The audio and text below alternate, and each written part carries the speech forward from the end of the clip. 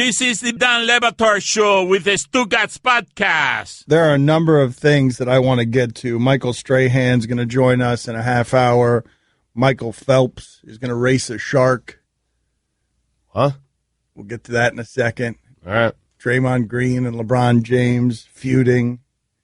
But I want to start with sports fans because sports fans are funny and amazing and great and weird. So you know where I'm going with this because Stugotz and I were looking at a text here earlier, and both of us got tears in our eyes looking at this text that came in from something during the local hour, and it said succinctly enough, bleep you, Dan. And I want to give people some idea of why it is that came in. About 7 minutes ago, I said only the most obvious thing in the world, which is that the Miami Heat don't have a chance against the Golden State Warriors. They're not alone, by the way. Right. That nobody's got a chance for a couple of years. We were talking about Gordon Hayward and the idea of who do you get, what do you do, and you can't do anything other than lose. That's what you're going to do. But because fans so badly want to believe in hope, I get bleep you, Dan, for saying only the most obvious thing ever said, which is that a team that didn't make the playoffs in the Eastern Conference might not have hope against the Golden State Warriors, who just beat the best LeBron James and Kyrie Irving we've ever seen. Bleep you, Dan. Bleep you, Dan. All right, good talk. What a funny world we occupy. Does this happen to you guys at work? Any of you? You're just sitting around, somebody calls you up, bleep you by name, and then hangs up? Where What other work environment? What is this place where we've chosen to make a living? Seriously, I want to think about this for a second because what's happened here is we have decided to immerse ourselves in the YouTube comment section, in the Breitbart comment section. Right.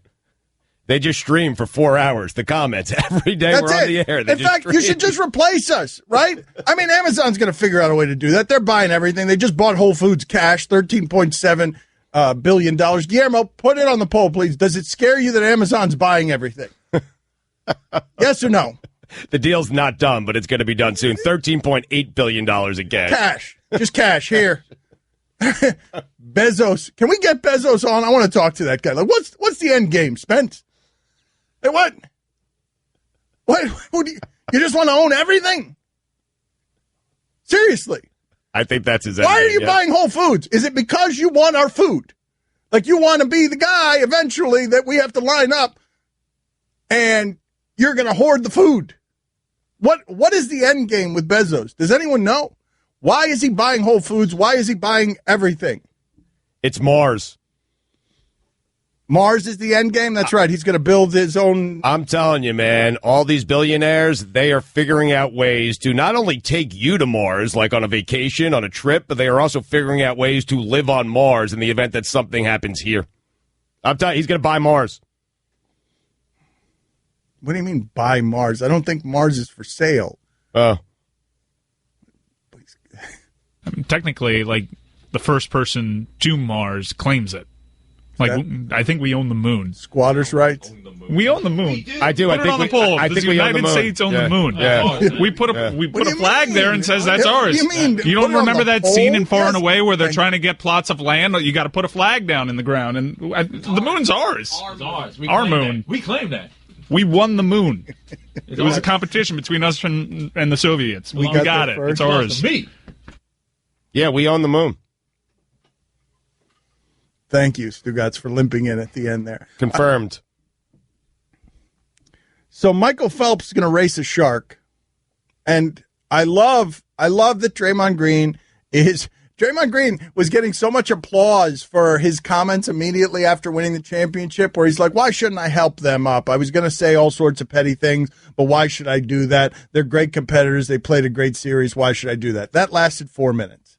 Then Draymond Green went straight to wrestling heel again. I love that he exists. Right. I love that he'll say anything. I suggest that many of you over the coming days and weeks put both microphones and drinks in front of him and see what happens.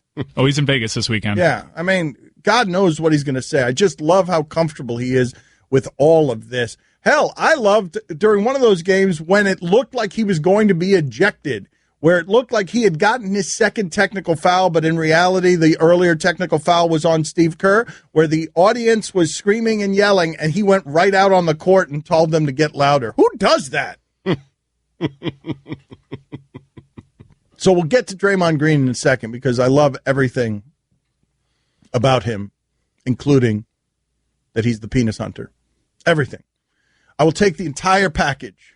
Maybe I should reword that. I will take the entire Draymond Green experience, all of it, good and bad, because I love that there's this guy wandering around, bowling ball full of butcher knives, doesn't care what happens, doesn't think about consequences, just rolls through the parade and is more interesting than everyone else. There are people objecting because Draymond Green and LeBron James are friends and doing projects together, and Draymond's part of LeBron's podcast company, and they did work together during the NBA Finals. People get upset at that stuff. But Draymond knows it's all entertainment. Yes. That's like that Foot Locker commercial for the balls. Like, if you look at it through the prism, and I don't know why this is so hard for people. I don't know how it is that we arrived in the place where games, I really don't. I do not know how it is we arrived in the place where games became this sacred thing and it was somehow different than entertainment. That why wouldn't Draymond Green start it with LeBron? He wears this T-shirt. First of all, let me ask you a couple of questions about this before we get to Michael Phelps racing a shark. Okay. Draymond Green wore a Quickie T-shirt yesterday based on Quicken Loans Arena. Let's go ahead and play the sound of Draymond Green talking about why it is he's wearing that T-shirt. Those guys are ringers called. Got him out here quick with the trophy, Quickie. We actually got him made in Cleveland. How about that? Oh, wow. Well, just to let you all know before you start stuff, Draymond, LeBron, very cool, like family. This is all in fun and good jest. Absolutely. I can't forget the Ultimate Warrior shirt last year from LeBron and, the 3-1 tombstone cookies and all of that. So, I was waiting on this moment, but definitely my guy. That's family. That's courtesy of NBC Sports Bay Area. Draymond also said that he had another plan for a more elaborate, more insulting T-shirt, but he didn't quite have enough time to put it together, which makes me ask you, since they lost a year ago and they built this super team that they kind of knew was going to win the championship, how disorganized is Draymond's life? Is it, Guillermo, put this on the poll. Is Draymond Green's paperwork in order? Question mark. How disorganized is your life if you didn't have time to make the T-shirt? He said he had something more clever than Quickie. So he does Quickie because it's a quick series, and then LeBron James comes back at him with, is that what she said? Which is, the way that 11-year-olds argue, but it passes for entertainment because we don't have anything else where guys will go back and forth at each other. It's the best we're going to find in sports. Right, grading on a curve. Yes. Draymond's lying. You mean to tell me Draymond doesn't have an Allison? Dan's pretty unorganized. Dan will roll out of bed, said, get me a shirt that says this. Allison will get it in a half hour. Draymond can't get that. But sometimes you got so much going on, Mike. I'm telling you, so much going on and so many places to be and, hands to shake that you don't even have time and you're not even organized enough to get yourself an Allison. I'm serious. I'm telling you. That's not why you don't have an Allison, Stugotz, if that's what's happening here. No, it's because my wife spends all my money and I can't afford an Allison. Well, this brings us to something we were talking about earlier in the show. You should have heard the gurgling resentment that Stugotz had about how his wife has personally made Bezos a billionaire. Because every time he comes home, Stugotz says he gets mad at the UPS driver. Because every time he comes home, there are 3 more boxes from Amazon. His wife is going through all of his savings through Amazon, giving all of the money that Stugotz earns here gets sent straight to Mars. Yeah, I mean, my choices are get mad at the UPS driver or get mad at my wife. You know how that's going to go. You should have heard Stugotz simmering, though, when he saw that Bezos had just purchased Whole Foods for $13.7 billion of Stugotz's dollars. Because his wife keeps buying blenders. I mean, every day there's 2 to 3 packages sitting. I asked my wife, one day for my birthday, for Father's Day that's coming up this Sunday, can I just come home one day to no packages in front of the door? That's it. That's the dream. That is the dream right there. That's where I've arrived at. That would be the greatest day in our lives together, in my life with my wife. The day I come home and there are no boxes in front of the door. The day she doesn't spend 1 penny of my money. You guys had trouble. Get your own money. You guys had trouble getting pregnant. Yes. So happier than the birth of your children is if you walk home one day and the UPS driver isn't there. If there aren't boxes there. Happier than the birth of your twins. I mean, those kids are costing me money, too. Jeez. Someone else in the family get a job. Anyone. Coming up next, Michael Phelps raises a shark. ESPN Radio is presented by Progressive Insurance. You can save hundreds on your car, business, or recreational vehicle insurance from a local independent agent. Go to Progressive.com today. Now, that's Progressive. By the way, happy birthday, Abby. It's her birthday today. Oh, no. Love you, honey. And today's certainly not going to be the day that I come home and there are no boxes in front of the front door. There's just going to be a million of them. Oh, what am I doing to myself? Jeez Christ. I love you, honey. Happy birthday. You are the best. Put the credit card away. Hey, buddy. The wait is over. We've got Joe Harper in here. He's a polygraph specialist. He's very intimidating. He's a nice man, but physically he's very intimidating, and he has a bullet in his neck. The man, the myth, the legend, Joe Harper, makes his return June 21st for the second installment of Stugotz. Are your apologies to Dan sincere after you make fun of his fat face? Yes. That'd be a no. Oh, man. He said Stugotz is the worst liar since O.J. Simpson. If the Heat and the Knicks played in the Eastern Conference Finals, would you root for the Heat? Or nerd. Yes. Liar. Let's go Knicks. Stugotz, Joe Harper, collision course. Were you really the big man on campus in college, as you have claimed? Yes. Oh, I think that's the truth. No, it's not. Oh! June 21st. You won't want to miss this, buddy. Don Batard. You want to make something smart really dumb? I give you Stugotz.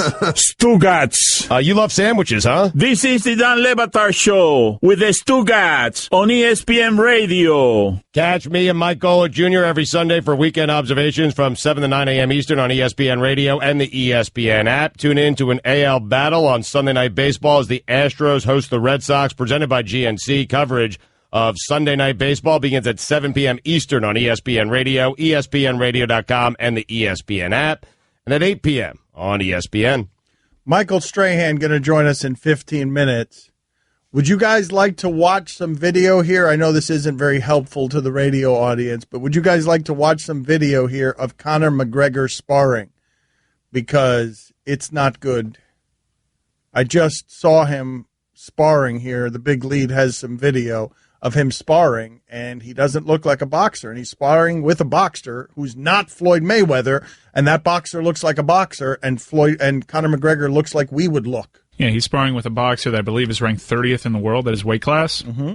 Yeah, he's sparring against a good boxer, but the good boxer is hitting him at will, and Conor McGregor's not being able to do anything because one of them's a boxer and one of them's not. Give him a minute, man. Yeah, the good news is he's got so much time to prepare for this mega fight.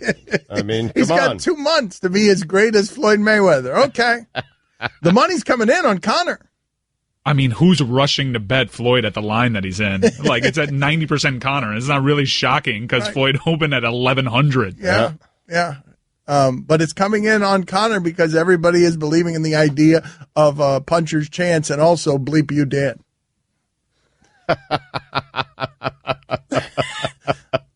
But who's going to lay that? I mean, no, it's like a goof bet. It's a goof bet. It is. It's a goof bet. It's like, I'll put $100 on to win $1,000 or more.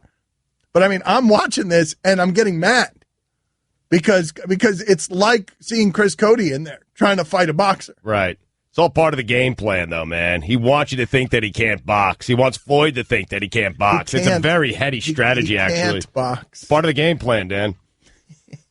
Make himself an even bigger underdog. You see, Sylvester Stallone called him the real-life Rocky, and he is rooting for Conor McGregor. They're going to get so much pub out of this, they don't even need sports radio for it. Stallone, celebrities are talking about it. Stallone is calling him a real-life Rocky. He said he's the underdog, said he thinks he can pull off the upset. This is amazing. I mean, Stallone. I love what Stugotz just did there, twofold. I love what Stugotz just did there, You twofold. noticed, huh? He made Stallone some sort of reputable boxing authority. He's Demolition Man.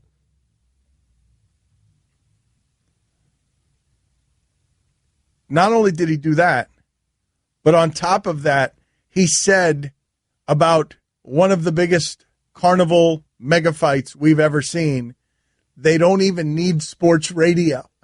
As if sports radio is the thing that, like, buoys the entire... The only way that Bezos was able to buy Whole Foods is because of the way sports radio buoys Amazon.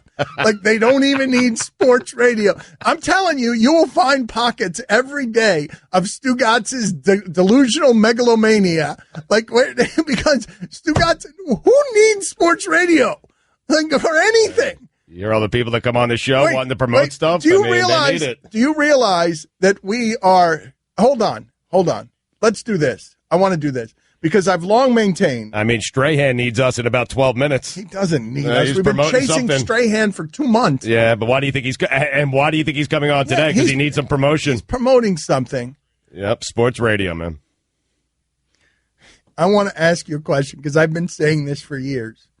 I'm all in, okay? I'm all in. Let's play this game. Are you ready? Yes. I'm all in, and I feel like I've got the nuts. Okay. Sports radio is the lowest rung of the show business ladder. All in. What's your hand? What do you beat me with on a lower rung of the show business ladder? And I'm not counting the Howl at the Moon piano bar. I'm talking show business ladder. Journalists, newspaper writers. No, but that's not entertainment. Come on, that's dignified. That's not It's still entertainment. dignified. All right. I was thinking beauty pageant host.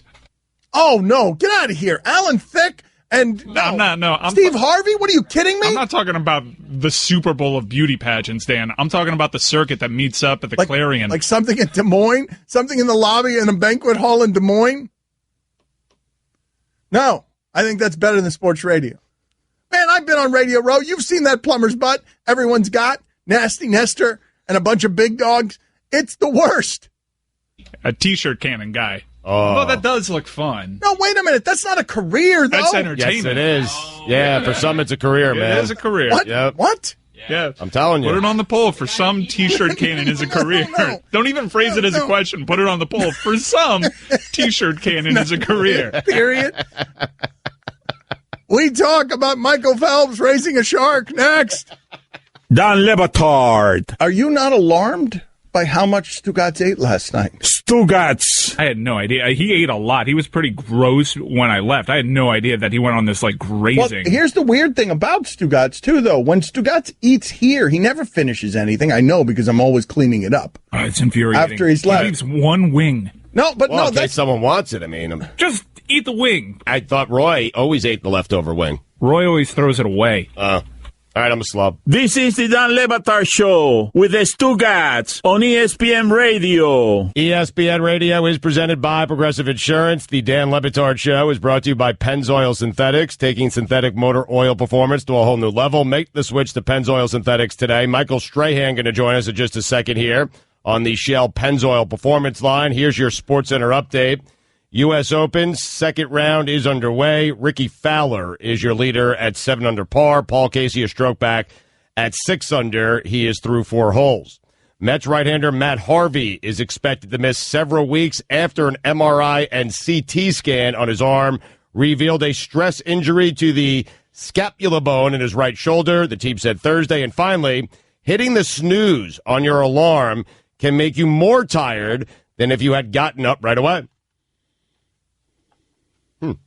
For all the latest headlines and information, tune in the SportsCenter on ESPN Radio all throughout the day. Strahan is with us on behalf of J.C. Penney to check out his Fashion Lines collection by Michael Strahan and MSX by Michael Strahan. Visit jcp.com. Always a pleasure talking to this guy. I always find him fun and interesting, except for that one time that he yelled at you, but you probably deserved it.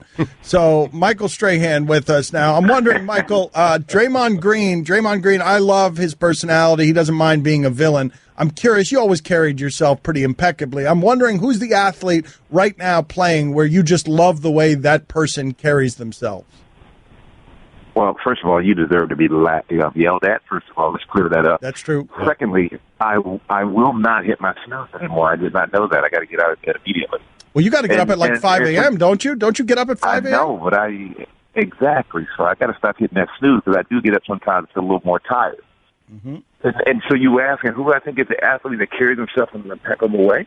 Just the one that you like the most, the one that you're not necessarily impeccable, because Draymond Green doesn't carry himself impeccably, but just for your tastes, you love the way that guy behaves or that woman behaves. You know, I guess it's kind of cliche. I'm a big LeBron fan. I think LeBron carries himself well for as much as he has to put up with. And I think even KD, Durant, the way these guys have had to carry themselves throughout all of the things that they go through, it's like a lot on their plate. There's so much thrown their way. And I think guys that, learn at a younger age, look at Dak Prescott. He handled himself well after so much stuff been thrown his way early in his career. And my older teammate, Eli Manning, who just looks like nothing in the world ever bothers him. I just don't know what the hell's going through his mind, but I don't think any of us do. But I like guys who, no matter all the pressure that they're in and under, they just can glide to make sure that they do what their job is to the best of their abilities. And for LeBron, and I think he has a social consciousness about him that I like as well. Can you give us a good Eli Manning story? Eli Manning told us, he loves those pranks, and he threw so much shredded stuff in the team trainer's air conditioning vent that still, years later, every once in a while, a piece of paper comes flying out. Give us a good Eli Manning prankster story.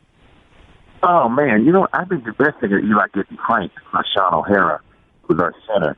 When Sean cut the crotch out of his pants, and Eli went down there to get the ball for the snap. And he had Sean's little friend sitting on his hand. What? Whoa, keep going, Michael. Wait a minute. When was this? Man. Yeah, so there. Gave us the good stuff, yes, right but there. was that? Yeah, you went right to the good stuff. Was that during a game? It had to be practice, right? And that's why they make hand sanitizer, people. Okay, that is why they make hand sanitizers. Excellent. You got a good Jimmy Johnson story for us. Keep going, was that during a game? That's not a good question. I feel like we would have heard about that. It wasn't during a game. It was during practice. It was uncomfortable during the game.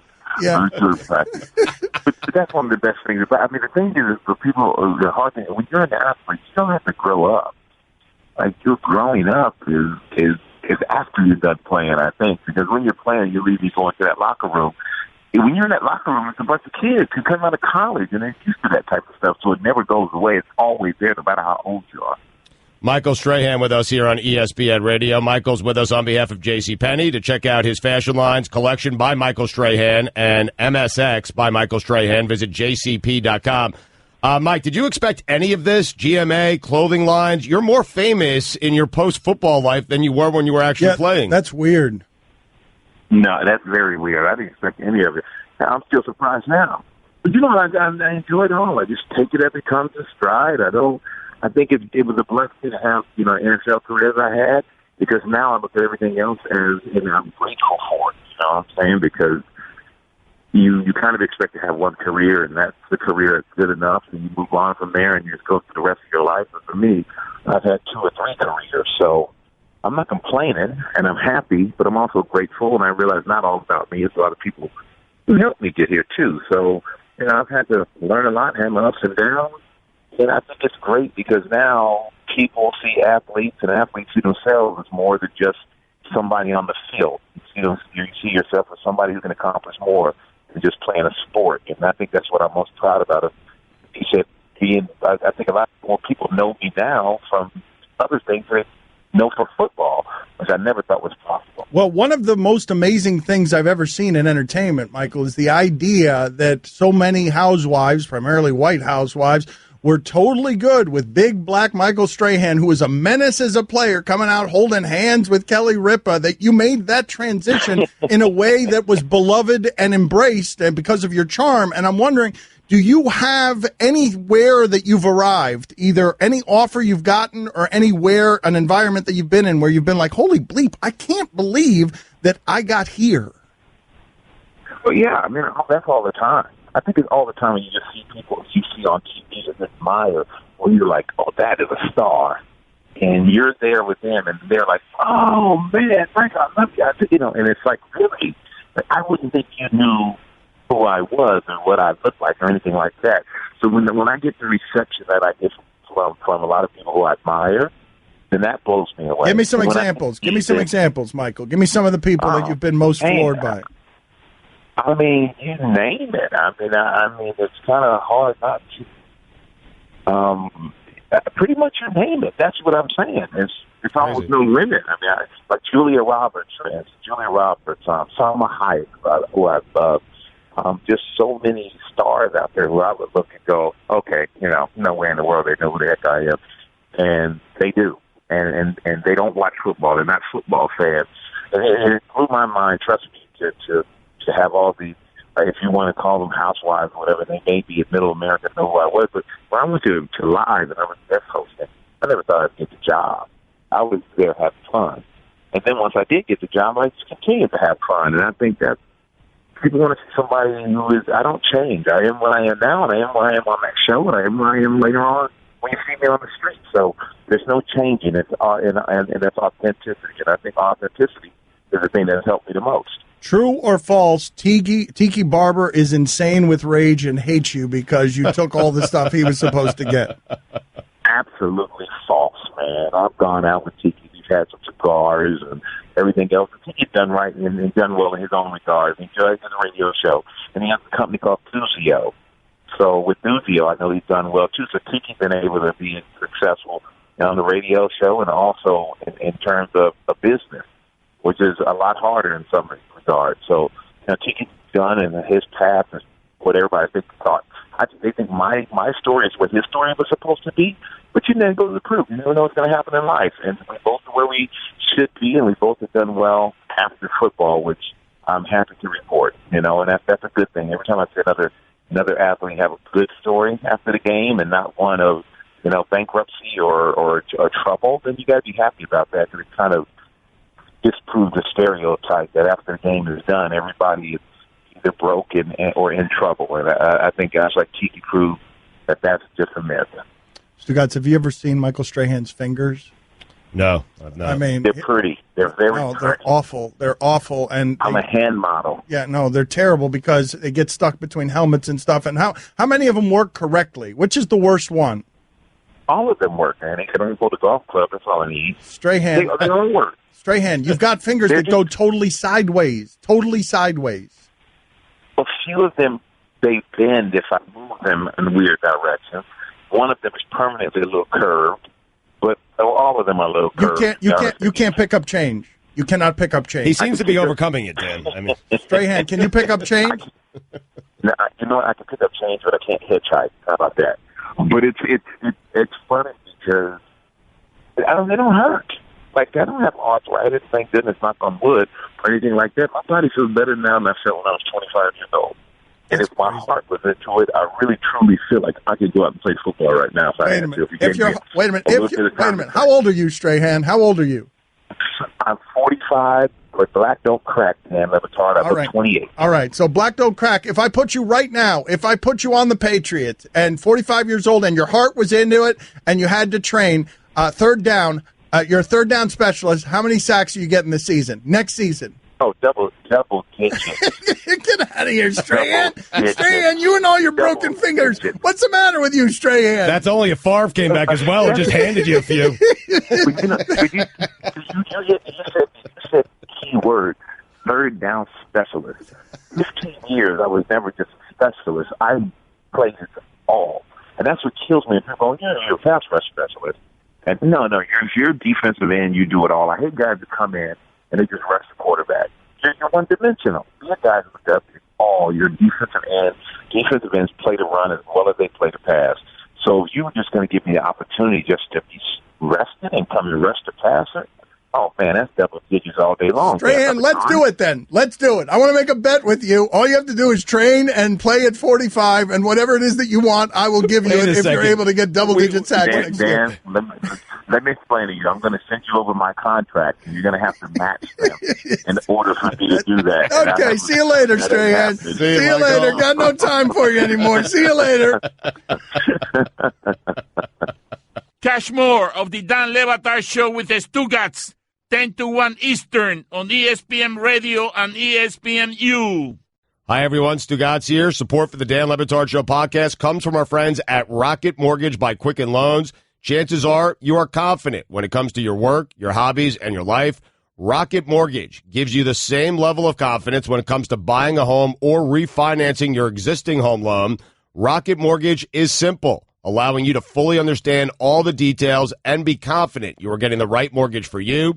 To get started, go to rocketmortgage.com/Stugotz. That's rocketmortgage.com/Stugotz, Stugotz. Equal housing lender, licensed in all 50 states. NMLS consumeraccess.org number 3030. Dan Le Batard. America is addicted to its technology, and it's really unhealthy. I keep having this discussion with my wife because she is on that phone nonstop. And what I have asked for our family to do moving forward is let's figure out a time where all of us put our phones away and none of us use them till the next morning. Stugotz. Yeah, but nobody wants to be with you. That just dawned on me. Thanks, Dan. This is the Dan Le Batard Show with the Stugotz on ESPN Radio. Telephone number, if you want to talk to Tim Kirkshin, is 786-456-4837. Let's go out to Parker. Parker, you're on with Tim Kirkshin. What do you have for Tim Kirkshin, Parker? Hey, Tom, would you rather wear flip-flops or get punched in the nose? No, wear flip-flops for a year. Right, exactly. I mean, what is the matter with you, Flip-flops caller? for a second. Well, flip-flops for a year or get into a fight is the question. All right, I'm going to wear flip-flops because I don't want to get punched because I get hurt badly because I'm little and I'm weak and my nose is big enough anyway. So if I got punched in the nose, it would look even worse. Has Kirkshin ever gotten into a fight? Yeah, I told you this story, Dan. I'm not going to tell you again. I got in a fight playing pickup basketball when I was 40 years old. It was the most embarrassing thing of my entire life that I would be reduced to a fight at a lunchtime pickup game at age 40. Absolutely pathetic. Thank you for not telling that story again. I wouldn't want to embarrass anybody There involved. are so many more details that make it worse that I'm not going to tell you. What were they? Well, the guy was on my team. Who gets in a fight in a pickup game at lunchtime at age 40 with a guy on your own team? More detail. Wait a minute. Awful. I didn't know it was a guy on your own team. What the hell happened? Well, now I have to tell the whole stupid story. We'd won 7 games in a row. And a new guy who no one has ever seen in the gym before shows up. And I'd made a bad pass to start the 8th game. And he looks at me and says, "Come on, man. Like, what are you, not trying or something like that? We just won 7 games in a row." So I was furious, so I passed it to him, and I passed it fairly hard to him, which I shouldn't have done. He caught it, he was furious, and he threw it at me, and then he charged me, so then I got in a fight. The fight lasted literally 3 seconds. I lost badly. The fight was broken up, and that was the end of it. It was ridiculous. And then you forgot this detail. I went home with a black eye, told my wife I got elbowed playing basketball, and then 4 days later I told her the truth. Good job sticking to your guns by not telling the story again. You are the best, Tim. You are No, that is the worst story ever to be taken in on something like that. God. I can imagine the 4 days of Tim Kirkshin feeling guilt because he'd lied to his wife. Like, I can't imagine how guilty you were. Did you have trouble sleeping because you lied to your wife? Yeah, and I had a black eye also. That didn't help. Oh, my gosh. He is the best. Bill, you're on with Tim Kirkshin. Go ahead. Hi, Tim. As a Dodger fan, I know never to underestimate the Giants, but is this finally the year that they have to be sellers at the deadline? The Dodgers are going to be buyers at the deadline. I hope I understood Giants. that. And You I say think the Giants. The Giants will be sellers at the deadline. Yes, I believe. If you look at their club, they don't have enough to go buy with their minor league system. So they're going to have to sell. They have some aging guys on that team, and I think this is the year they quietly start to rebuild that club right in front of our eyes. Mitchell, you're on with Tim Kirkshin. Go ahead. Hi, Tim. Are the Brewers for real? On offense, they are. The Brewers can really hit, but I don't think they're for real enough to win that division over the Cubs. I don't think they're for real enough to make the playoffs, but they are clearly going in the right direction with some of the moves they've made, some of the young people they have on their team. I'd be encouraged if I were a Brewer fan, but I don't think it's a playoff team this year. Isaiah, you're on with Tim Kirkshin. Go ahead. Hey, Tim, would you rather try and ride a moose or poke a bear with a stick? I would rather ride a moose, but I rode a horse once in my life. It was awful. I will never do it again. I was trying to impress my wife with how adventuresome I was while we were dating like 40 years ago. So we ran across the field on this horse. I swear to God, I thought we were going like 30 miles an hour, and we were going 3 miles an hour. But since I didn't know how to ride a stupid horse, it was awful. I will never do it again. It was dangerous, but not as dangerous as poking a bear. Must have been such a nice time for your wife before the lies and the violence.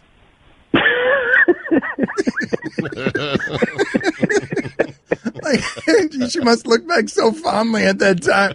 When, I mean, you started with a lie, Kirkshin. You're like, I'm adventuresome.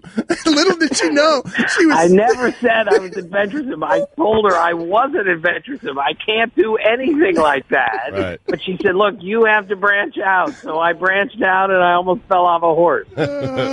Dixon, you're on with Tim Kirkshin. Go ahead, Dixon.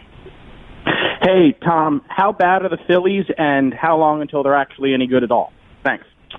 The Phillies are the worst team in baseball this year, and I did not see that happening. I thought they had made a nice little step forward last year, but this is a step backwards.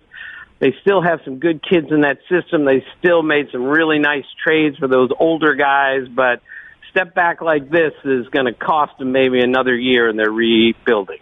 Daniel, you're on with Kirkshin. Go ahead.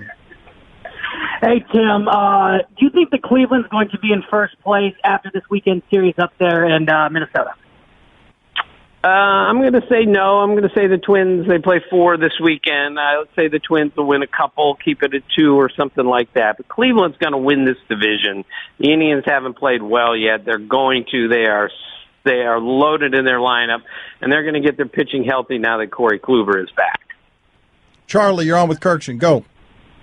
Hey, good morning, Tim. It's Charlie from Vegas. Unfortunately, no 3-team parlay this week. I just wanted to know how, with the Rockies being hot lately, how do you think the Dodgers will fare in the NL West?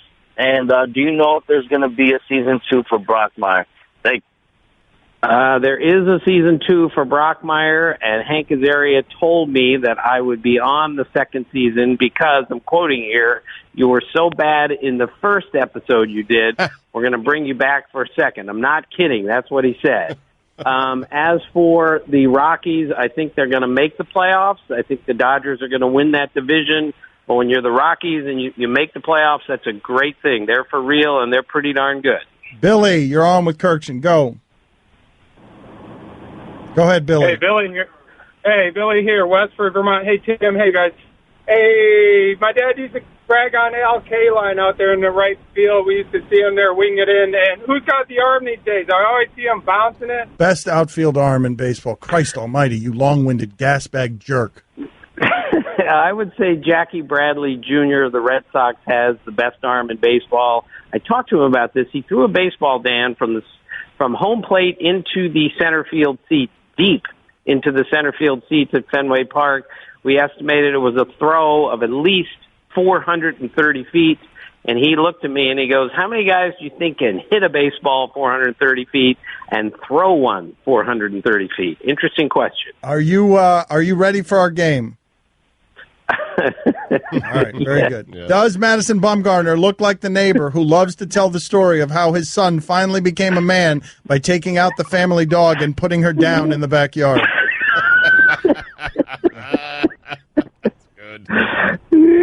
Does Clint Hurdle look like the guy at a golf outing wearing a mock turtleneck who cracks open a beer on the first tee, slurps the froth, and exclaims, "It's 5 o'clock somewhere," just after he makes final adjustments to his tennis elbow brace?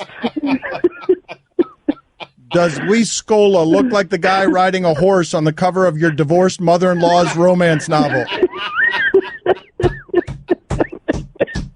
Does Brian Windhorst look like the overly nervous kid in a group of adventurous boys who, when presented with the idea of toilet papering the principal's house, says, "Gee, fellas, I'm not sure that's such a good idea"? Does Adnan Virk look like the weatherman on Good Morning Portland?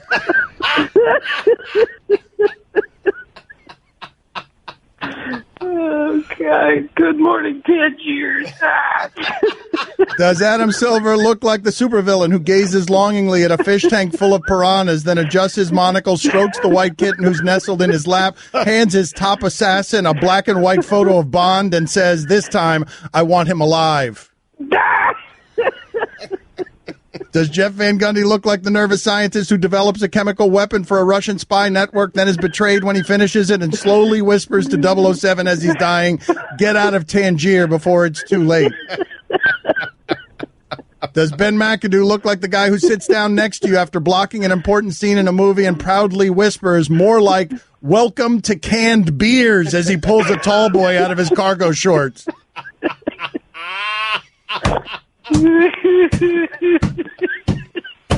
Don Batard. Blink 192. Stugotz. Migo. That's a fine. Oh, Blink 182. Oh, bleep it. Do I get fined for that? Yes, you do. Yes, you get fined. I thought they were names of people, not just bands. Names in general. I mean, come on, man. Blink 192. I know, I made it 192. That's funny. You put this in place, man. You know what? I still owe $1 from No, last no, week but as wait a well. minute. No, Not from last week.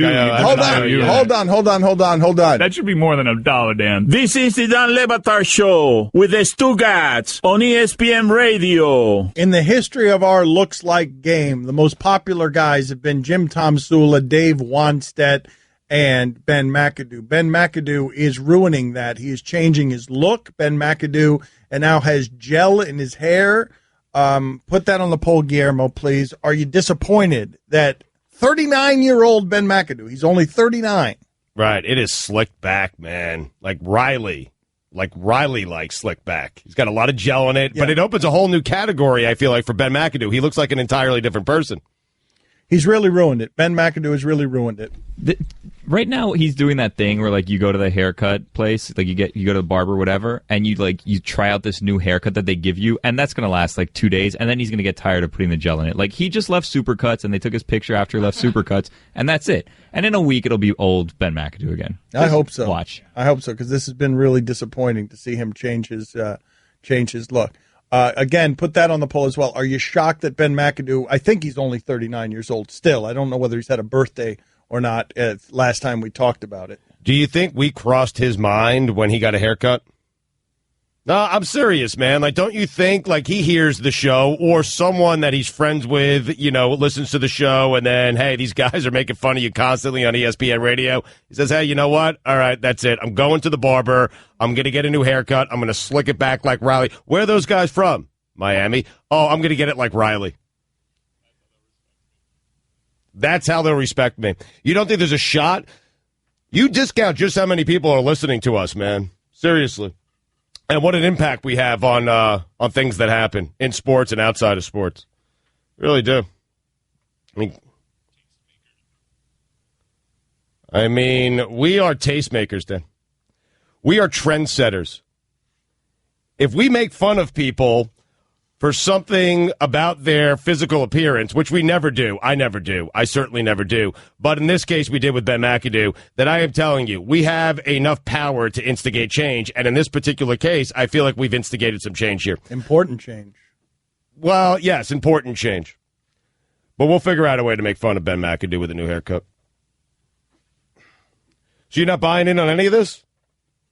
Put this on the poll, Guillermo. Does Dan underestimate the reach of the radio show, or does Stugotz overestimate the reach of the radio show? That is Straight Talk. It is brought to you by Straight Talk Wireless, nationwide coverage on America's largest and most dependable 4G LTE networks. Should we go? Did we put this on the poll? Should we go to Australia for the Super Bowl? We're getting some sort of strange offer that seems legitimate. And surprisingly, because Stugotz doesn't overestimate the reach of the radio show, we are very popular in Australia. And if we went to Australia, it would be a zoo, it would be a circus, it would be a fun thing to do. I'm not sure how much of a zoo. Australia's huge. Like, Australia's big, right? Continent. So if we say, hey, meet us in Sydney, then, like, because I hear from, like, regularly, like, about 40 Australians that love our podcast, which to me is a pretty big deal. But that's in a continent. So, like yeah. So, like, if we get 12 people out there, is that a circus? You were just doubting our reach, and now you're saying we're huge in Australia? We are huge in Australia. Weirdly, we are huge in Australia and huge in the Philippines. I don't get it, but we are. Well, Philippines can be explained because Eric Spoelstra, a lot of Heat fans are in the Philippines, and we talk a lot of Heat basketball here. Australia, that's a peculiar one. James Ennis, maybe? All right, should we go? Yes or no is the question. Should we do the Super Bowl from Australia? I've read the email that Mike was talking about. It seems legit. It's very well written. All the important people are copied on the email. I do feel like perhaps they need to be vetted a little bit. Well, the first thing before we get on a flight to Australia, do you? Yeah. Do you? That's good things. You're in charge of sort of the housekeeping on this. Just making sure. That's good. That's good that you're doing some advanced work on it. If you want me to be the guy that does the vetting, right. I'm happy so, to do it. So you don't think, let me just get this straight. I want to make sure I have this right. We got an email inviting us to Australia. You don't think we should just hop on a plane right before the Super Bowl and just go and take our chances? You think we should vet the person first? All right. Excellent advice. They said they'll reimburse us. I mean, the email is very well written. It is. It is. If you have any business idea, just email him to Stugotz. Get a professional writer to do it. He will give you all of his money. Yes. The email is very well written. Email me your ideas and wire me your money. So you think we should vet the person before heading off to a foreign land, possibly to never return. Yes, okay. We got a security guard out here who's staring at a wall every day, 4 hours a day, because Mike Ryan felt we needed protection out here. You think we should vet an emailer inviting us to another country? This poor security guard, I feel bad for him every day. He's staring at a wall. I don't know if he's ever had human interaction other than us. Protecting us from what? There was one guy that wanted to take a picture, and we're like, get him! He broke that man's arm. Michael Phelps races a shark next. To find us on a station near you, visit ESPN.com/ESPN Radio and click the station locator tab. Dan Le Batard. Mike, is there something funny here? Stugotz's ideas over the years, because Stugotz has always got a money-making idea brewing. Always. Stugotz. Yeah, there was like a lacrosse league he was trying to start. Oh, he was negotiating with Jim Brown on that. Oh, we were so close. That would have been a good idea. We were actually trying to take the sport into the inner cities and create opportunities for a lot of kids. But Jim wasn't, you were trying to make money. I mean, I got to be honest, I would not have made that much money on that particular deal. Jim wanted too much of it. This is the Dan Le Batard Show with the Stugotz on ESPN Radio. The Buffalo Bills of Jim Kelly, are they viewed as a success or a failure? Oh, wow. Man, they're kind of a punchline. I guess failure. The Atlanta Braves of Tom Glavine, John Smoltz, Greg Maddux, they won one time but kept losing. Success or failure? Failure. Really? They got the one. They got the one. They dominated an era in that league, and they got the one. 15 times, though? I understand, but they got the one, so it's not a total failure. Well, the reason I say got the one, the reason I find that interesting is you do realize how close LeBron James is to being 1-7 in the finals, right? Very close. But the easy one was against Oklahoma City, right? But he's not close to being 7-1. He's close to being 1-7. Correct. It's what I'm saying. The times he's lost thoroughly. Yeah. He hasn't lost close. He's a lot closer to 1-7 than 7-1. Yes. But I'm saying he is maybe the biggest shot in basketball history by Ray Allen. Yep. And one of the top 10 shots in basketball history, Kyrie Irving, are the only things that keep him. Shots by other people are the only thing that keep him from being 1-7. Right. Now, if he were 1-7, he would be no less great to me than he is at 3-4. He's still the best basketball player I've ever seen. But the margin we started having a conversation about LeBron James versus Michael Jordan this year for the first time. And we were having that conversation only because two other guys made shots.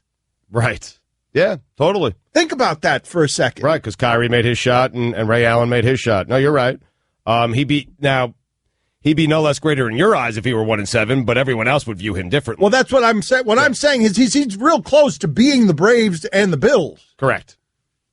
And the only reason he's not in the perception of others, not mine, but in the perception of others, is shots, two of the biggest shots in NBA history by Kyrie Irving and Ray Allen. It's a crazy thing to think about. And the annoying thing about that is it's all about timing. The Oklahoma City finals is so far removed that you would start calling him a choker again. But if it's the most recent one, legacy. Is he as good as Jordan? But if you just have the one, it's not a failure, right? It's just career disappointment. Like that's even the Braves would admit that 15 straight division titles and only one World Series is disappointing. Well, I think they understand that sport is more cruel and more random. Baseball playoffs are more random than basketball playoffs tend to be. It's crazy when you think about that, though, because pitching's so important in the postseason, and they had the pitching. Yeah, they had all the pitching.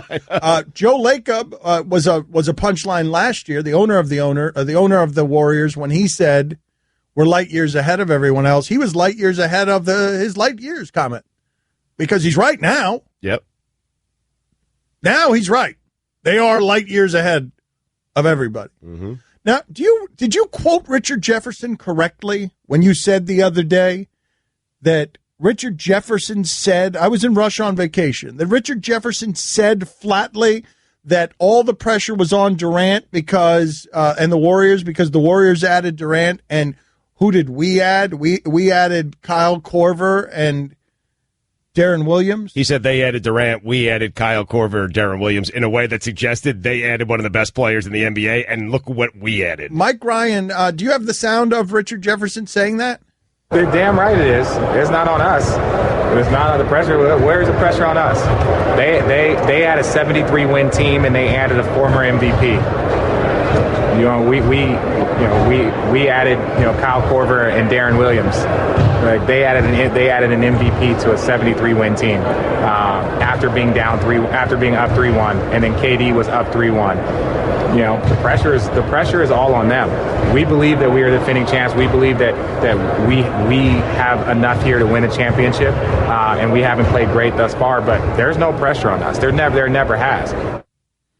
So Deron Williams, I hate that question. Who's the pressure on? I mean, we're playing for the championship. It's a lot of pressure on everybody. He was just trying to ratchet it up. Hey, you got a good answer, though. Yeah, it was a good answer. Well, but first of all, how did Deron Williams and Kyle Korver experience that? Do both of them say, hey, we are both better than you are?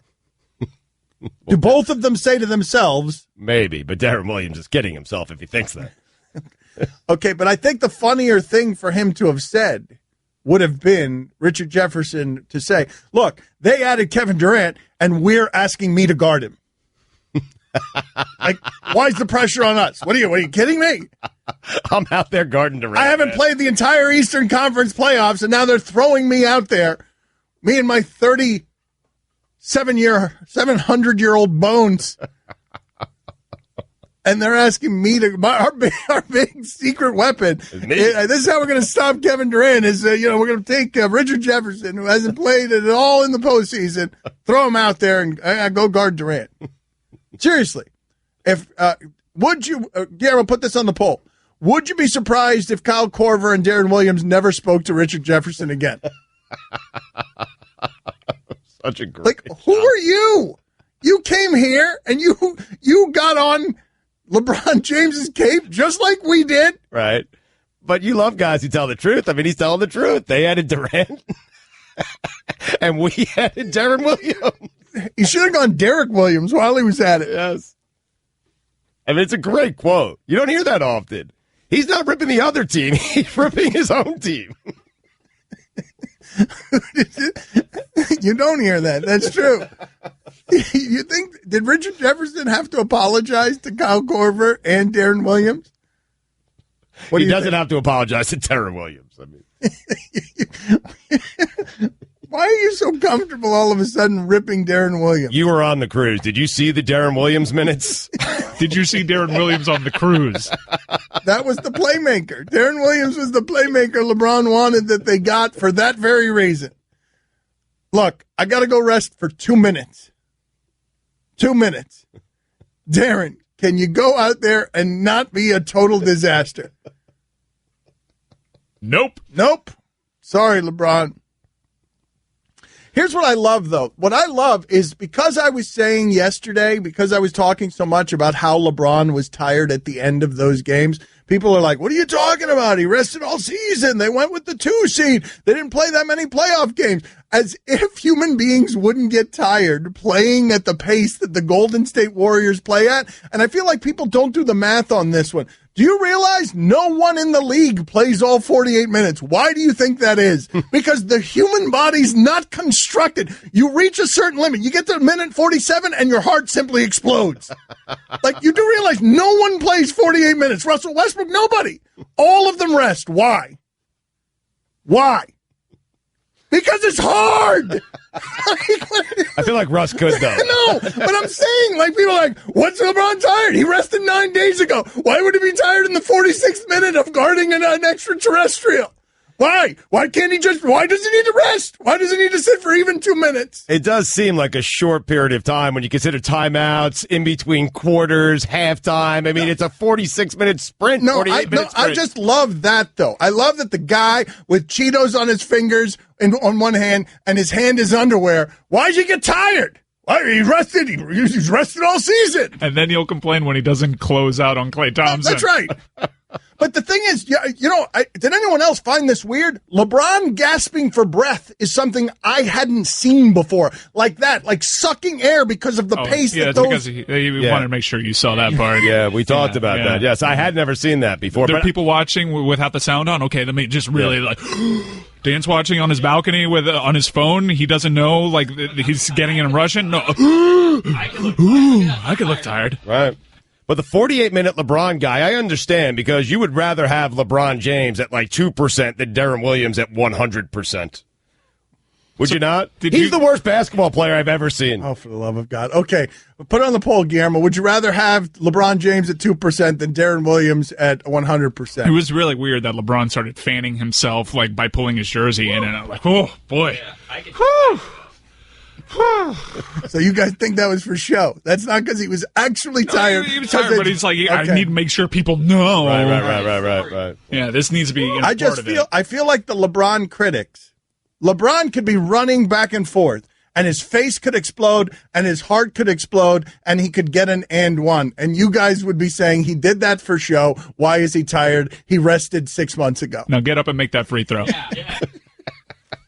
Don't forget, you can hear more of my sons Dan and Stu weekdays starting at 10 Eastern on ESPN Radio and ESPNU. And now, insurance-minded speeches from Geico. Let's talk about power. To illustrate this, allow me to tell you a story about how I moved a tow truck 25 miles using only my index finger. I was stranded with a flat tire. I opened the Geico app. Then, with a few taps of my finger, I beckoned emergency roadside assistance and a tow truck to my car. I invite you all to unleash the full potential of your fingertips with the Geico app. Thank you. Don Le Batard. Is Mick Jagger a sex iguana? 73% of the audience said yes. Yeah! That's a victory for the show. Stugotz. Mick Jagger, Sex Iguana. This is the Dan Le Batard Show with the Stugotz on ESPN Radio. ESPN Radio is presented by Progressive Insurance. TJ Miller going to join us. I'm rattled because of what's coming up here in a second. You'll realize why in a second. We are presented by Progressive Insurance. TJ Miller going to join us in just a second here on the Shell Pennzoil Performance Line. He's with the hit show Silicon Valley. All right, everyone hang on. I am so furious at Mike and Roy right now. So furious. Mina Kimes is in with us, but she will be here with us this hour. Delighted to have her. All right. Hang on, Mina. All right, hang on. Second round of the U.S. Open is underway. Ricky Fowler is your leader at 7 under par. He tees off just after 2:30 Eastern. Gedevis Vainkunis, president of Lithuanian professional basketball team BC Lietuvos Rytas, has sparked controversy after attributing his team's struggles to having too many black players. Oh, for the love of God. According to FIBA.com writer Simonis Barnukakis. Okay, yeah, that's good. Barnukakis. Okay, very good. Barnukis. Yeah. It's not good. And finally, Oh, no. a recent survey done by Amerisleep suggests perfectly happy people get 7.1 hours of sleep per night. Mostly happy people get 7 hours of sleep, and somewhat happy people get 6.9 hours of sleep per night. Nice, however. Per night. You know what, Dan? I don't care anymore. Okay. If you get less than 6.8 hours of sleep, it means you're completely unhappy. Show constant worry and never display a shred of gratitude. What? Looks like I'm getting less than 6.8 hours. All right. Gentlemen, hurry into JCPenney and raise your game with 50% off suit separates and dress shirts designed by Michael Strahan. So, boy, I get up to 40% off MSX activewear, including big and tall. Save even more with a coupon for $10 off when you spend $25 or more on select items. That's getting your pennies worth. JCPenney. Bleep you, Mike. For all the latest headlines and information, tune in to the Sports Center on ESPN Radio all throughout the day. This guy must be wondering what he's walking into. What an amateur hour. This guy's at the height of comedy. Yeah. I'm sure this guy can pronounce all that. This guy is at the height of entertainment. TJ Miller, stand-up special. TJ Miller, Meticulously Ridiculous, premieres this Saturday, 10 p.m. on HBO. You've seen him in Deadpool. He's the bartender. You've seen him, as Stugotz said, Silicon Valley. Get him to the Greek. What is the proudest thing? Thank you for joining us, by the way, TJ. What would you say is the thing on your resume you're proudest of? Nina, Stugotz, I'm here in Michael Strahan activewear. Yes, very good. That's what you're wearing right now. From Sexy. JCPenney. I'm absolutely excited to be on the program. This may very well be the best thing on my resume, this interview. Right here. So I'm Okay. looking forward to it. I mean, I think, look, everything that people think is funny, I'm very, very pleased about. So I guess there's that. Yeah. I really like She's Out of My League, and I think I'm going to love Office Christmas Party because they're great hangover movies. They're great. They're just gag-driven comedies. And people love those because you can just tune in, relax, and laugh. And that's kind of my entire, modus operandi. TJ, this is Mina. I actually watched Office Christmas Party on a plane recently, and I cried at the end. Was that your intention with that role? Nina, this is TJ. Yeah, I wanted you specifically to cry, not America, not the world, not plane-going audiences, but I wanted you, Nina, to just have a good long cry because we all need one right now, So I'm glad that happened. Yeah, I mean, that was, somebody said last night, it was my wife's birthday, we had a party over here, and somebody said, well, that was like you. Finally, you were playing a sweet guy who kind of wants everybody to have a great time instead of this blowhard, arrogant jerk who's saying this and that and, insulting someone just like Weasel does to Deadpool. That's not really what I'm like. I'm a fan of comics, so I know how to do that. But finally, I was able to play this character that was just like a good dude who only cares about other people's great time. So I'm glad you laughed along with it. And yeah, I wanted you, Nina, to cry, not the rest of the world. Right. Just you. TJ, this is Dan. You were a circus acrobat, or you were training to be a circus acrobat, or what was that? What was that all about? Dan, this is TJ. Circus, because I thought every single medium of comedy deserves the same amount of attention. And so, yeah, I am a trained clown. Did we lose him? I mean, even get on a trapeze, much less do anything on it. But I'm very good at stilt walking, which is a lost art for me. Wow. You're very good. When's the last time you had to stilt walk? When's the last time you did that? Hello? Did we lose you? When's the last time you did stilt walking? It's been a while, because I learned on European stilts, and they only have American stilts here. also, I'm already kind of a fairly tall individual, so I feel good about the height that I'm sort of seeing everything. Much taller would be both intimidating and very awkward, especially in New York City. I think people would be like, "Stop stepping over me." It's like bad luck. I can imagine. Like a ladder. TJ, this is Mina. I'm a huge Silicon Valley fan. Yeah, absolutely. Oh, okay, that's good to know. You're still there. And like many fans, I was very upset by the news that your character isn't returning. I even said, it's my favorite comedic character since Kenny Powers. I'm personally devastated. So I have to ask, well, there's a question of why, but also were you surprised by the outsized reaction to the news? And also, TJ, you seem to be causing Mina a great deal of emotional turmoil. Yes. I'm just trying to establish my fan credibility here. Yeah, Dan, this is Stugotz. It's Nina. Yes. Okay, so I'd like to jump back to my stand-up special, Meticulously Ridiculous, which is on HBO starting Saturday. Get into it. But I'd like to read a section of a review of my stand-up special, which will answer your question, Nina. All right, 10 p.m. 10 p.m. Saturday. 10 p.m. Saturday, HBO. TJ, it's Kevin. So the Sioux City Journal didn't quite get it. The internet's not great here, so I'll just tell you. The special is a mix of absurdism, observation, personal stories, all that kind of stuff. It's really a fun smorgasbord of confusing elements. But I am an absurdist, and so someone at the Sioux City Journal believes, because I say in my act at one point, last year I spent $73,000 on carnival games alone. And he said somewhat of...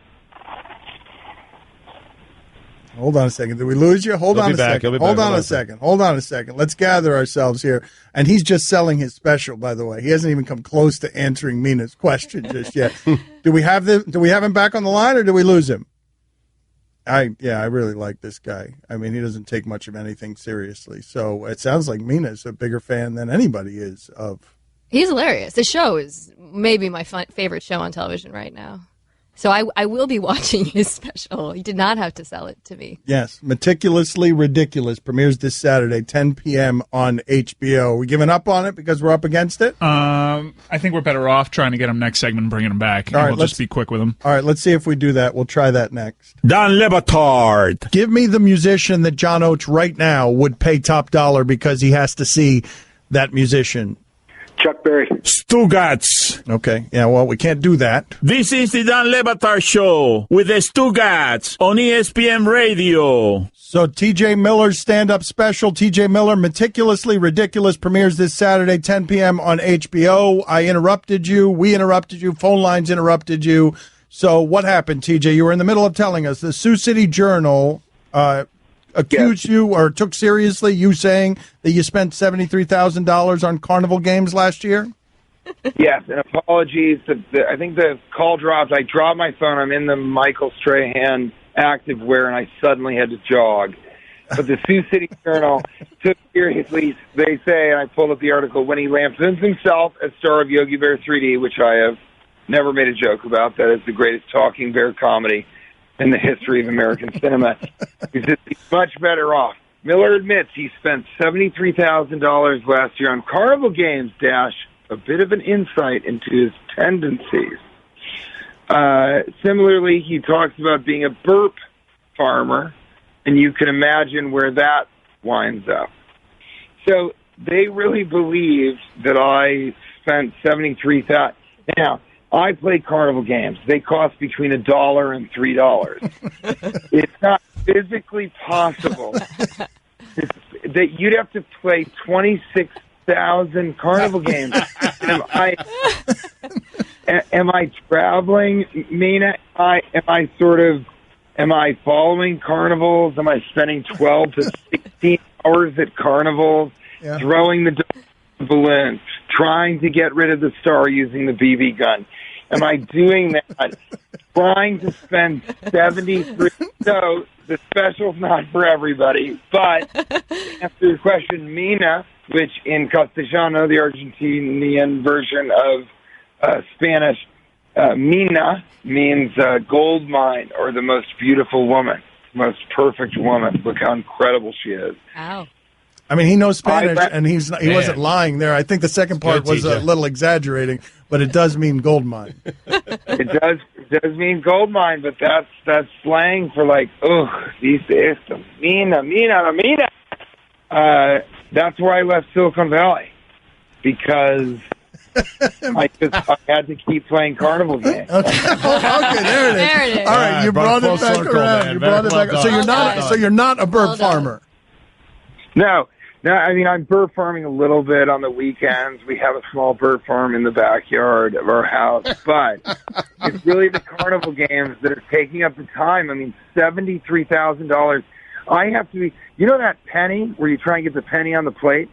That, I mean, you only spend a couple pennies each round. That takes hours to spend even, $100. So I had to leave the television show because I need more time to play carnival. Yeah. Didn't you almost die? Not to go on a down note, but during here we go. During the Yogi Bear filming, didn't you greatest what was it? Talking bear comedy in the history of American cinema? Yeah, see, you get it. Mina, it's TJ. I was serious about the gold mine. Yes, absolutely. During Yogi Bear, my brain hemorrhaged, and I began to go physically insane. But all that being said, I think the film is the greatest talking bear. Well, you just said it. But yeah, sure. I mean, a little bit. Don't we all go crazy at work a little bit? Don't we have those? My brain was bleeding and I was close to death or insanity permanently. But we all have those days at work where we're going, I hate Mondays. My brain is bleeding. It's not the same thing at all. It's not. We've all said that. Don't talk to me until I get my coffee. My brain is bleeding and I'm physically going insane. We've all done it. Everyone's listening. All right, so the stand-up special, T.J. Miller, Meticulously Ridiculous, premieres this Saturday, 10 p.m. on HBO. You should watch it because he's really funny. What was your big... I don't think so. You don't think they should watch it, or you don't think you're really funny? I think both. Okay. What was your big break? It happened years ago when I did the major motion picture Yogi Bear 3D. I don't understand why people kind of haven't wrapped their mind around that, but that everyone has a zenith, a pinnacle of their career, right? We all have that. Okay, I thought that was it for me. So all of this has been a downward slope, just to spiral into irrelevance. And look, Transformers 4, yes, big, internationally, $1 billion. But that's just the downfall of the greatest ranger in any Yogi Bear comedy that's ever been made. And I would say that to Hannah and Barbera, but I think they're the same person. All right. We got to let you go. I want to keep you forever. Yeah, you got to come back, though. Again, Meticulously Ridiculous. TJ Miller. Check him out Saturday, 10 p.m., HBO. Talk to you Monday, TJ? Yeah, we need to talk to you again. We need to talk to you more. So we'll Let's do it in studio next time. I'll bring balloons. There will be too many, hundreds of balloons. It'll be a real problem. All right, great. And you'll sort of be thankful, but you'll also be like, I wish he didn't come into the studio. But thank you. All right. Thank you, sir. Again, TJ Miller, Meticulously Ridiculous, premieres this Saturday, 10 p.m. on HBO. Dan Le Batard. I love the idea of Stugotz as a rapper. Ladies and gentlemen, please welcome to the stage, Ja Fool. Our headliner's not here by nature. Stugotz. I also like it as a Latin black act. Yeah, fool. Like, enough. Enough, fool. Yeah. This is the Dan Le Batard Show with the Stugotz on ESPN Radio. ESPN Radio is presented by Progressive Insurance. Guest on the Dan Le Batard Show appear via the Shell Pennzoil Performance Line. Here's your SportsCenter update. Round 2 of the U.S. Open is underway. Ricky Fowler is your leader. He's at 7 under par. He tees off just after 2:30. The Inglewood City Council unanimously approved an exclusive negotiating agreement with the L.A. Clippers on Thursday that could lead to the construction of an arena for the NBA team across the street from the future home of the NFL's Chargers and Rams. And finally, the world's most pierced man has revealed that he still has a great sex life despite having an incredible 278 piercings on his junk. 58-year-old Guinness World Record holder Rolf Buchholz has topped the charts for body adornments with a total of 453 metal piercings all over his body. For all the latest headlines and information, tune to the SportsCenter on ESPN Radio all throughout the day. Guillermo, can you put this on the poll, please? Can you have more than a couple of piercings and not be a weirdo? Like more than 5? Or where do I need to put the number for people to think, okay, there's something with mutilation and everything else involved that's dangerous? I think 5 seems like a fair number. Where do I put the number? Well, where are all the spots? Okay, ear, that's 2, very normal. Nose, belly button. The thing on the mouth. I've got one in my navel. Yeah, tongue. Tim Duncan is reported to have one of those, although nobody's ever confirmed it, in the tongue. Belly button rings were a weird trend for a while that I don't think you see that often anymore because they're kind of gross. Like Dennis Rodman, I'm guessing, is north of 5 piercings. So right? Make it 5. Can you have more than 5 piercings and not be weird? Or make it 10. Go ahead and make it 10, so just to be safe. Now, Mina, during dinner last night, Stugotz, was telling me some things that had happened between you and her when she was doing the show, and she got real fired up about Kevin Durant at dinner. And I'm like, did you do that with Stugotz? And she's like, I didn't do that with Stugotz. I'm like, why didn't you do that with Stugotz? First of all, wow, snitching. Secondly, I really thought our dinner was a safe Leaky faucet tard, man. Sharing, you can't tell them sharing, anything. not snitching, sharing. Yeah. Okay. You'll all learn, right. Mina. You'll learn. Not to go full present on you, but it is snitching. I didn't say that I felt like I couldn't express myself. I said I felt like we had talked about Katie a lot, but maybe we were too much on the same page, which you would agree with, right? Yes. We were kind of mind melding a bit there. Yep. So that was my concern. Hold on a second. All I was trying to do there before you accused me of snitching was blow up your spot. No, is to set you up to. I thought that what you were saying yesterday was the crystallized version of how people should view this KD thing. I hadn't heard it elsewhere, and I asked you whether you had told Stugotz, and you told me no, there was no snitching involved. I was just trying to lob up a softball for you to be at your best, is what I was trying to do. Very nice of you. That's how all snitches defend their snitching. But yes, I appreciate the softball. So we were talking about the KD, because when you and I were talking about this, it was more what's the reaction going to be, and I was complaining to Dan because I said right after it happened, I was immediately inundated with columns about how evil I was and how anti-player it was to complain about Kevin Durant or to be mean to him, and I was kind of disgusted by this because I feel like a large portion of the sports media, the enlightened, quote-unquote enlightened sports media, is misrepresenting what the debate is about, because nobody is saying that Kevin Durant is a bad person or that he shouldn't, be well within his rights to pursue something on behalf of himself. We're just saying the effect of that is that it's bad for basketball. And the analogy I was using is I don't object to anyone pursuing wealth and trying to make as much money as possible, but I want to live in a society where we tax those people. And that's kind of how I feel about Kevin. Do you in the system, but let's build a system where this doesn't happen because it's not fun for fans. Right. I'm with you on that, and I like that idea. It's Kevin Durant, and I said this. First off, he appears to be a great guy. Secondly, you're right. He's entitled to go wherever he wants to go.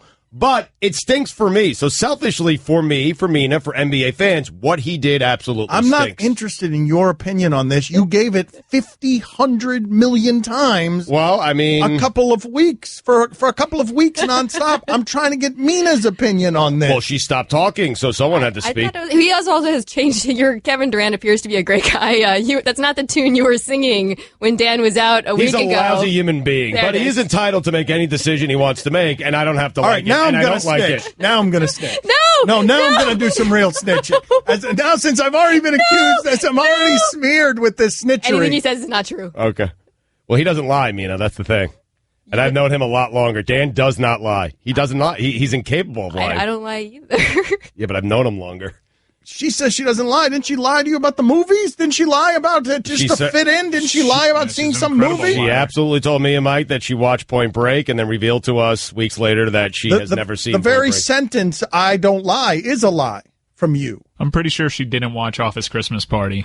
I did watch Office Christmas Party. It was on a plane. Right. Never watched Silicon Valley. Great movie. You wept at the end of this? I weep at the end of all films I watch on planes. I think there's science behind that. We're more likely to cry on planes when we watch movies. That's true. I've read that too. I've read that true. Really? Also, yes. What? There's something atmospheric going on. No, well, the first part's not true. No, the first part's not true. That movies, that everyone's crying at the end of movies on airplanes. But you are more likely to cry on an airplane in flight than you are to be, because there's something that happens atmospherically that makes you. Like your brain's under a lot of pressure. Something. You're more likely to be emotional on an airplane than you are to be elsewhere. I have found if you listen to Fleetwood Mac while a plane's taking off, you are guaranteed to cry. All right, I've confirmed that. Fleetwood Mac or the other one? Both. It's quick work. Landslide, just the tears. Planes make us more emotional. Yeah, they do. Wow. They really do. You want to read some more information on that? Because I think people would find that interesting. Well, right now I'm at a page with several Google search results that just say, why we cry on airplanes? Why do people cry more on airplanes? Yeah, Why do people cry more on airplanes? Do people really cry more on airplanes? Do planes really make us more emotional? Just questions. I hate that now. Whenever you Google a question, it's just pages that are a bunch of other people ask, like Yahoo Answers or Quora, and you can't actually find the answer to the question. Let's get back to snitching. I was really trying to. I'm not I sure. noticed. I was a little bit confused as to how it is that you guys could have possibly had so much common ground on Kevin Durant, because Mina was explaining what I thought was well put, which is you can support his right to take a shortcut and do what is best for him and object to the idea that it makes your viewing experience less than. Those two things are allowed to coexist, but all the time in sports, what ends up happening, especially in sports debate culture, is we choose sides on these things, and it's never about both. It's about either or. We do that one all the time. I care about me a lot more about myself than I do about Kevin Durant. So, no, those things cannot coexist for me. I'm sorry. They simply cannot, okay? Because I am selfish, and I care about me. I don't care about Kevin Durant. I care about my own entertainment, and I wasn't entertained this postseason. Sorry. And that's because of him. He's the reason. How problematic do you see it going forward, Mina? Because this part I'm willing to concede, even as I support everything that Kevin Durant did and don't think that he has to do much of anything for me. I do think it's going to be problematic that no one's going to have a chance. Problematic for us, yes. Of course it is. Of course it was problematic this season. It'll continue to be problematic.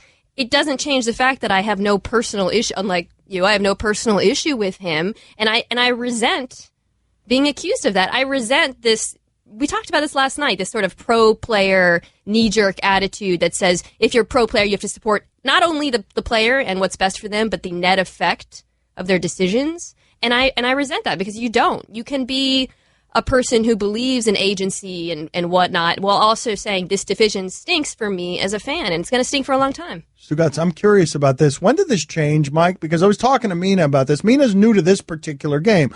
I'm an old dinosaur in this particular game. And there was a time when I was writing newspaper columns that I felt really alone writing the pro athlete column. I was an apologist, a jock sniffer, a contrarian, every name I got called. And now what Mina's saying is the tide has shifted so much in sports journalism that there are too many people voicing the opinion that I'm voicing in the style that I'm voicing it in. And now she's pulling on the rope the other way, saying you guys are way too liberal apologizing for these player decisions. It doesn't make you anti-player and pro-management to be mad at Kevin Durant because he did this. Yeah, we've actually covered this. You actually changed the tide, Dan. Oh, right, I forgot. I mean, just say what you want to say. Yeah, that's right, this is great. Pat on the back. Oh, he did it again. There's a reason why you're the age that Here we you are. and then all these younger people that you inspired are coming along, and they're like, if Dan can do it, I can do it. Not all heroes wear capes. The Pablos, the Minas. I mean, yes, they all owe it to you, man. I appreciate everything you've done, Dan.